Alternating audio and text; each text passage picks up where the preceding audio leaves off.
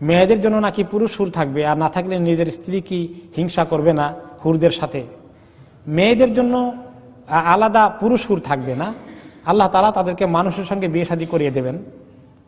আর হুর থাকলেও যে আসল স্ত্রী তিনি রানীর মর্যাদায় ভূষিত হবেন, তিনি থাকবেন টপ র্যাঙ্কে। তিনি জানেন আল্লাহ ওনাকে অনেক বেশি মর্যাদা দিয়েছেন, কাজেই ওনার অন্য কারো ব্যাপারে কোনো হিংসা বিদ্বেষ করা লাগবে না। দ্বিতীয়ত, যারা যখন জান্নাতে যাবে মানুষের মনে কোনো হিংসা থাকবে না, হিংসাকে আল্লাহ তাআলা সাফ করে দিবেন।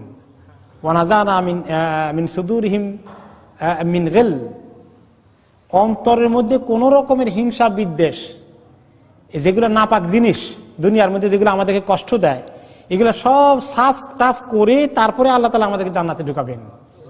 কোনো হিংসা নিয়ে কেউ জান্নাতে ঢুকবে না, সব সাফ করে দিবেন আগেই। লাগবে বেহেশতিগণ যে হুর পাবেন তাদের সাথে কি বিবাহ বন্ধনে আবদ্ধ হতে হবে এবং মোহরানা থাকবে কি? মোহরানা আছে, মোহরানা হলো নেকামল। কোন কোন মহিলার 2-3 বিবাহ হয়, তারা বেহেশতে কোন পুরুষ বা স্বামীকে পাবে? আল্লাহ তাআলা মহিলাকে অপশন দিবেন, কাকে তুমি চাও।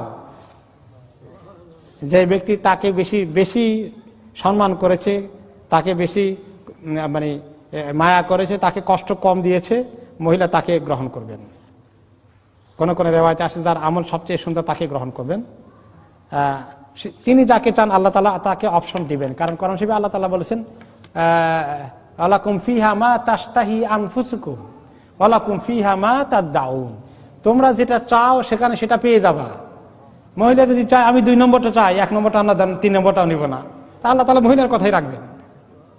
হ্যাঁ, মহিলাকে অপশন দেওয়া হবে, তিনি চুজ করবেন।